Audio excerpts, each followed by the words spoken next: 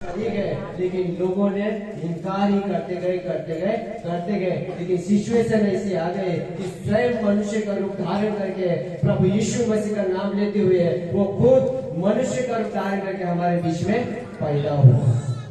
उसका कारण और एक उद्देश्य एक ही था कि जो मेरे पिता स्वर्गीय पिता ने व्यवस्था को दिया है उस व्यवस्था को मैं पूरा कर सकूं, और जो पिता ने मुझ पर इच्छा रखा है वो उस इच्छा को पूरा कर सकूं। हालेलुया। आज आपके भी बच्चे हैं, आपकी भी एक उम्मीद है अपने बच्चों के ऊपर, है ना।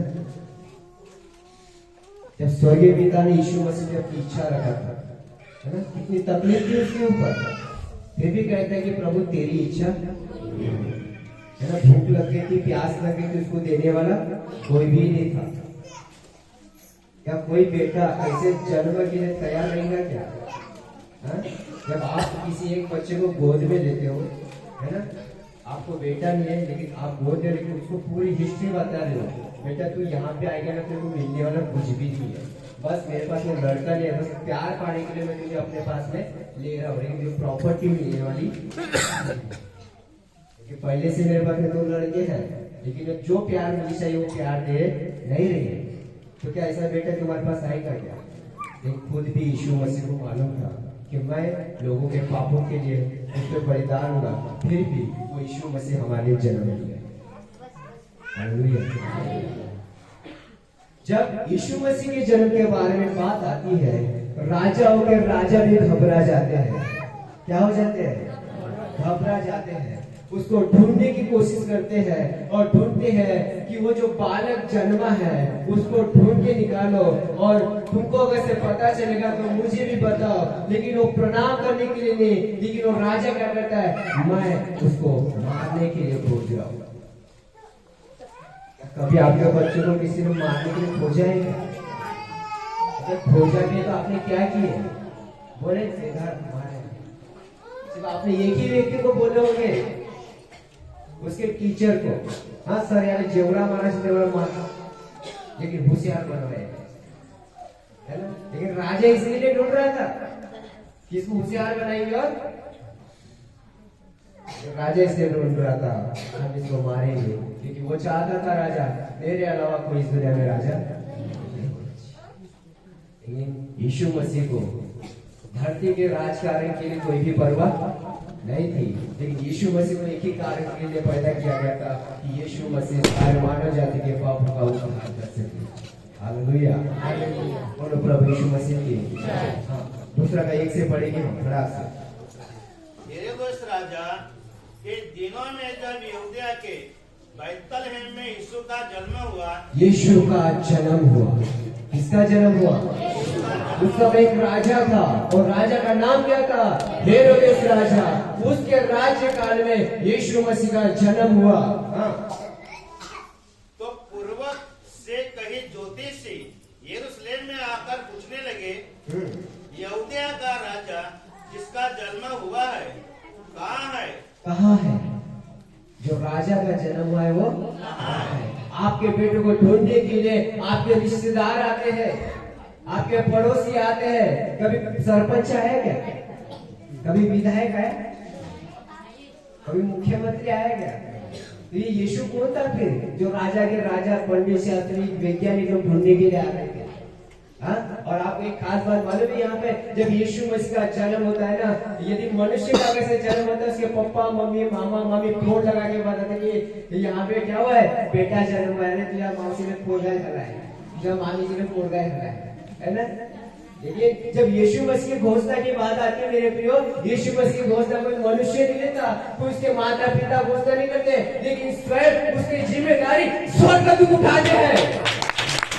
यीशु का प्रचार करेंगे। हालेलुया। जब यीशु मसीह का जन्म हुआ, स्वर्गदूत ने यीशु पर मरियम को दर्शन दिया। यीशु मसीह के जन्म के पहले भी सबसे पहले दर्शन यीशु और मरियम को स्वर्गदूतों ने दिया है। यूहन्ना नहीं आया था, मलाकी नहीं आया था, यशायाह नहीं आया था, सबोपदेशक नहीं आया था, लेकिन कौन आए थे दर्शन का सुसमाचार सुनाने?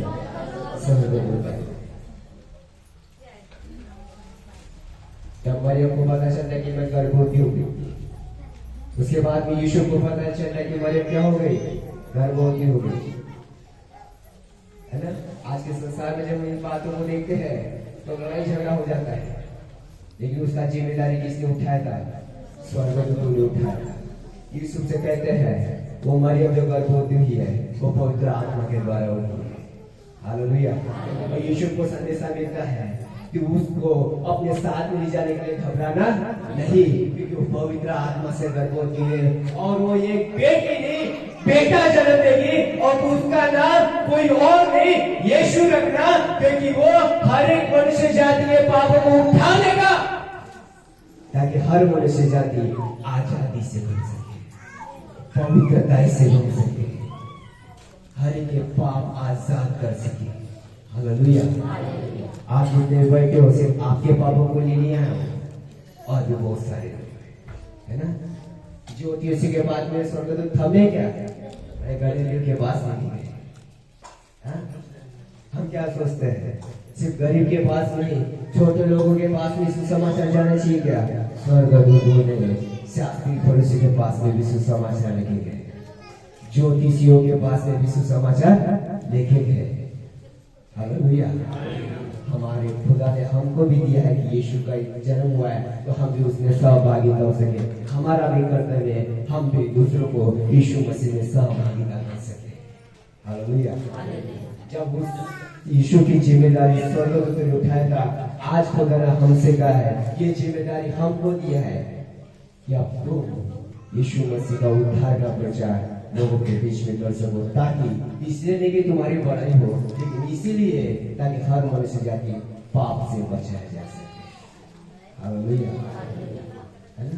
यीशु मसीह का जन्म इसीलिए है। जब आप प्रभु यीशु मसीह के पास में जाते हो, जब आप प्रभु, जैसे हमारे बीच में प्रभु के दास है ना, प्रभु के दास को सुसमाचार सुना दिया, लेकिन बाद में ऐसी बात आती है हम प्रार्थना करने के लिए जाते हैं, प्रार्थना कर देते हैं, लेकिन हम बोलते हैं कि पास्टर जी घर से चली गए तो हमारे साथ कौन रहेगा। ऐसा कभी नहीं होता। जब खुदा ने आपको पकड़ लिया है, आपकी भी जिम्मेदारी खुदा उठाने वाला है। आपकी भी जिम्मेदारी के लिए स्वर्गदूतों को भेजता है, वो आपकी जिम्मेदारी के लिए स्वयं पवित्र आत्मा को उसने दिया है यहाँ पर, ताकि आपकी जिम्मेदारी उठा सके।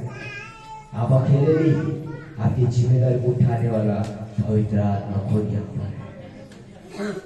अरे जब यीशु और मरियम उस स्थान को छोड़कर चली गए तो क्या स्वर्गदूतों ने छोड़ दिया क्या? बाद में और संदेशा आता है कि देख यीशु, जो यीशु इस बालक को मारने वाला था वो राजा मर गया है, अब तू वहां पे तू जा सकता है। यीशु को कोई व्यक्ति ने संदेशा नहीं दिया, राजा इंतजार कर रहा था कि मैंने जिस सिपाही को भेजा वो मुझे संदेशा देंगे। वो इंतजार कर रहा था राजा, है ना। यीशु ने इंतजार, क्योंकि उसका जीवा किसने उठाया? स्वर्गदूतों ने उठाया। आपका भी जीवन इस साल में 2026 में प्रभु यीशु मसीह उठाएगी आपकी जिम्मेदारी, आपकी परिस्थितियों की जिम्मेदारी उठाएगा, आपके बच्चों की जिम्मेदारी को उठाएगा, क्योंकि वो कहता है मेरा दूत तेरे आगे आगे चलेगा, मेरा दूत तेरे आगे आगे चलेगा, क्योंकि मैंने तेरी जिम्मेदारी उठा ली है, क्योंकि तूने मुझे मेरी ओर ध्यान रखा है, मैं भी तेरी ओर ध्यान रखे तुझे अपने साथ में चलाया फिरा करूंगा। हाँ बस थोड़ी सी बात आखिरी वचन पढ़ेंगे। क्योंकि हमने पूर्वा में उसका तारा देखा है और उसको प्रणाम करने आए हैं। यह सुनकर हेरोदेस राजा और उसके साथ सारा यरूशलेम घबरा गया। तब उसने लोगों के सब प्रधान याजकों और शास्त्रियों को इकट्ठा करके उसने पूछा, मसीह का जन्म कहाँ होना चाहिए?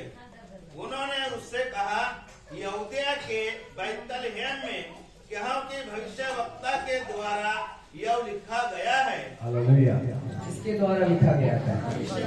भविष्यवक्ता पहले किसकी सुनते थे? भविष्यवक्ता के द्वारा लिखा गया है, तो पहले भविष्यवक्ता किसकी सुनते थे?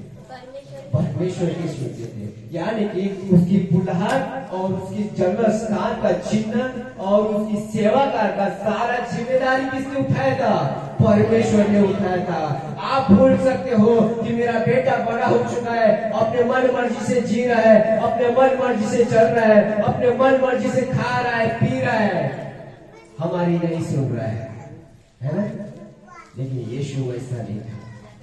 यीशु के लिए घोषणा हुई थी, परमेश्वर ने अपने भविष्यवक्ताओं के द्वारा उसके लिए ठहराया था। जिस प्रकार से उसने भविष्यवाणी की थी, उसी प्रकार से प्रभु यीशु मसीह की भी जिम्मेदारी उसने लिया था और उसी प्रकार से उसने छोटे से लेकर बड़े तक अपने अनुग्रह के हाथ के नीचे रखा था।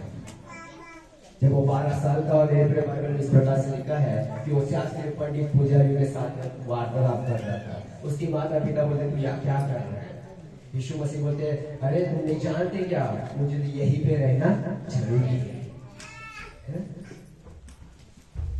आप क्या बोलोगे अपने बच्चों को? पर इसे आगा किसी बुन के मंगिया इतने समझ बच्चों है ना, मोठ्या मोठ्या गोष्टी सांगतात।